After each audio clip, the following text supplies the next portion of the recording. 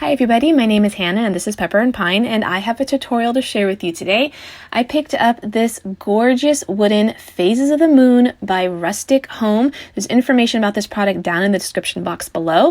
It comes with everything you need in order to make this beautiful project. Now I'm pulling out from some of my previous projects just to figure out the phases of the moon because I accidentally did not pick up the directions that come with this project. Okay, so I'm also pulling into my scrapbooking supplies in order to pull out a couple other things which are not necessary for this project.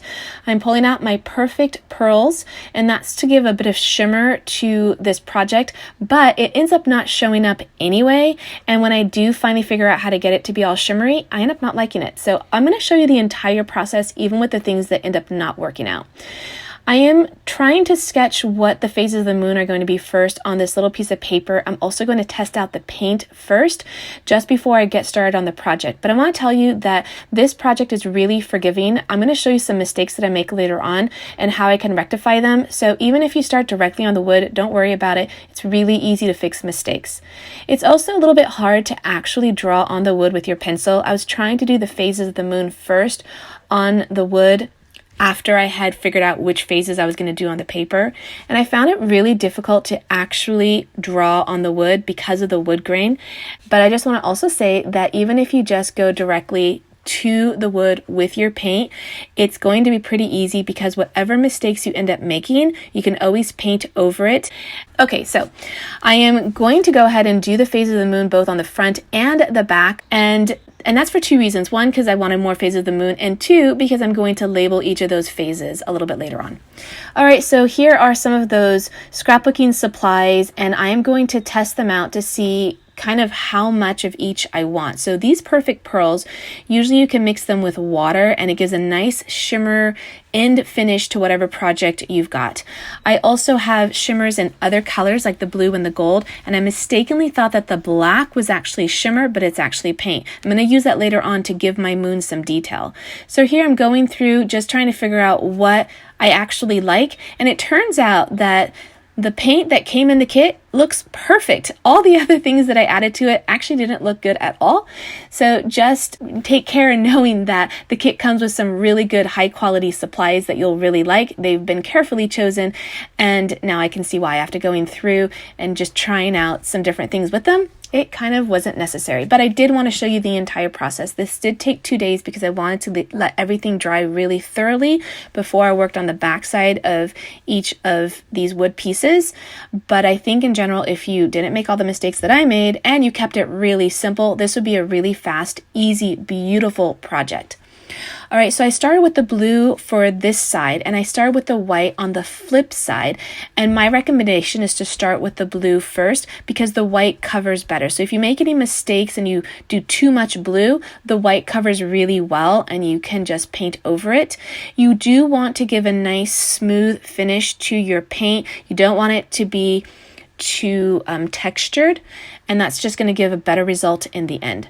Okay, so now I'm adding that perfect pearls directly to my paint because I wanted to give it some shimmer. It didn't show up at all. It was a complete waste of my product.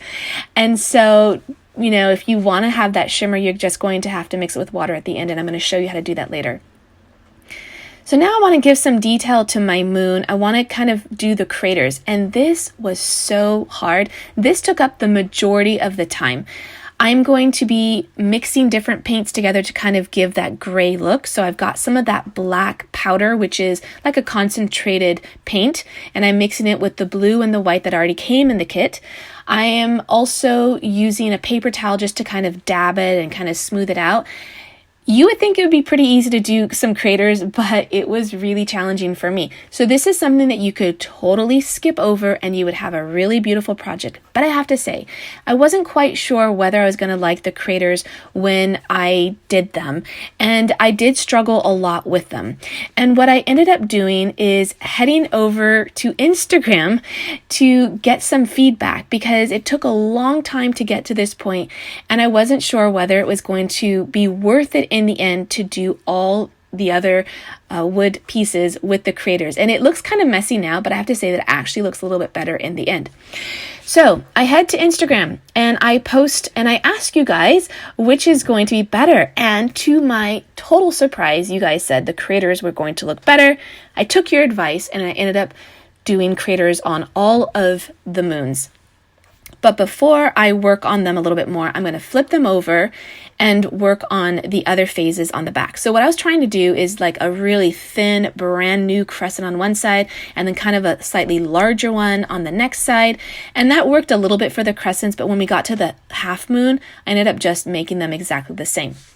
So on the back side of each of these tiles, I decide to write the name of the phase of the moon. And I am using the paintbrush to do this. And it is super hard. It took a really long time to do this. This is sped up 4 times and it looks like it's not sped up at all. And I practice with one and it looks okay, but I don't like it a lot. So I'm going to try a different thing. And I've got this correction pen and this ended up working super well. It took a little practice to get it to have like the right amount of correction ink to come out, because it can come out like a lot or it can come out barely at all. So it took a little practice to get that, but I really like the results. But I kind of felt like I messed up on that one because the word crescent got really close to the white part. So I'm going to put those aside and I'm going to work on the rest of them. And I ended up having to use the paintbrush for the blue because I didn't have a blue correction ink, pen rather. But here's where I decide to paint over the words. You can kind of see them emerge here. And that didn't work because it left kind of ridges. So now I'm using an emery board to sand it down. You can use sandpaper, but I had an emery board handy and that's what I used. And that sanded it down pretty well. And I just kind of got the rest of the dust off and then I repainted it. So again, without all of these mistakes, it would go about much faster, but it looks a lot nicer that I sanded them down and then repainted them. And then I used that pen in order to write the phases of the moon. Okay, so we're back onto the front side and I'm working on the craters. And I am working really hard to get them to look right. I am looking at my little samples, just trying to get them to look as good as possible. So here's where I try using that shimmer across the blue and the white, and I don't like it at all. And I'm going to show you a comparison here so that you can see that it just looks better without the shimmer. But I mean, you might like the shimmer and you might decide to do that. Before it actually dried on, I just used some water to kind of rehydrate it and then wipe it off, and that worked pretty well. I did not show you that I painted the edges of each of those circles, and that really kind of gave it a nice finishing touch. Went ahead and I touched this up as well because I couldn't get all the shimmer off and I wanted them to look all the same. All right, so we are looking at the front side now of the phases of the moon, and I really like the way that it looks, but something's not quite right, or is it? It was hard to figure out which direction to put each of those phases in because we are moving from the left to the right for the phases. Okay, and this is what the back side looks like with all of those phases written on with both paint as well as that correction pen. I really like the way it turned out. I added some slight craters on the back side as well because just the plain white looked a little bit too plain. And I really, really love the way the craters ended up looking in the end. I am so happy that you guys voted for craters. I absolutely love the way it turns out and it looks spectacular in our homeschool room on our Ramadan table. If you'd like to see that video, that is in the description box below. You can check it out. If you want to see more pictures for this project, you can find them on my website at pepperandpine.com. Don't forget to check out the rustic home for this product as well as other products. And if you want to see what we're up to on a daily basis, you can find me on Instagram at pepperandpine.